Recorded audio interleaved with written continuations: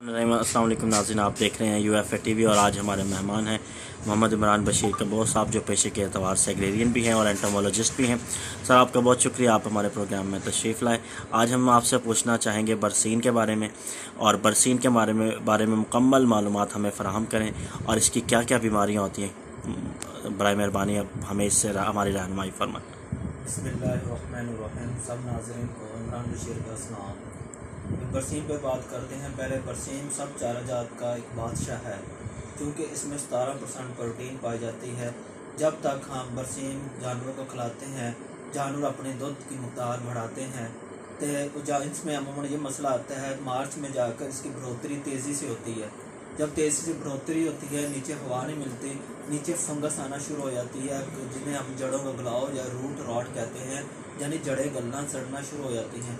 जब वो फफूंदी आना शुरू होती है तो फिर उसकी कटाई के बाद बरसीम मुकम्मल तौर पर ख़त्म हो जाती है। और एक तो नुकसान ये है कि बरसीम टाइम से पहले ख़त्म हो जाती है।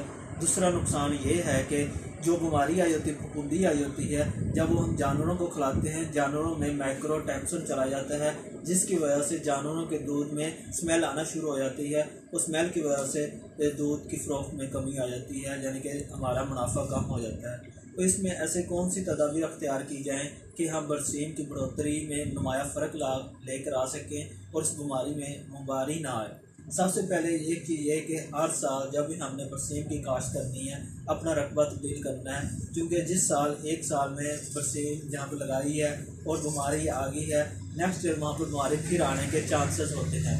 दूसरा ये कि जब भी हमने फिल्ट्रेशन करनी है, पानी लगाना है, साथ क्यूमुलस यानी कि किसी भी कंपनी का सल्फ़र 2 किलो फी एकड़ के हिसाब से फ्लड करते रहें, तब भी ये, क्योंकि जो हज़रात जो फफूंदी के जो फंगस के ज़रात आए होंगे उन्हें मार गिराएगा, तो बीमारी को ख़त्म कर देगा।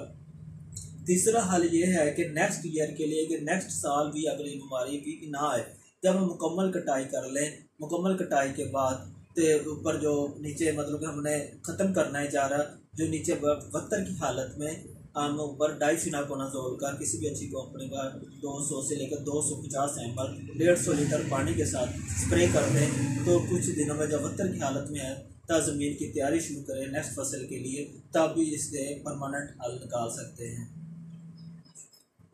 सर, बहुत शुक्रिया, आपने हमें बरसीन के हवाले से मुकम्मल मालूमात दी। शुक्रिया सर।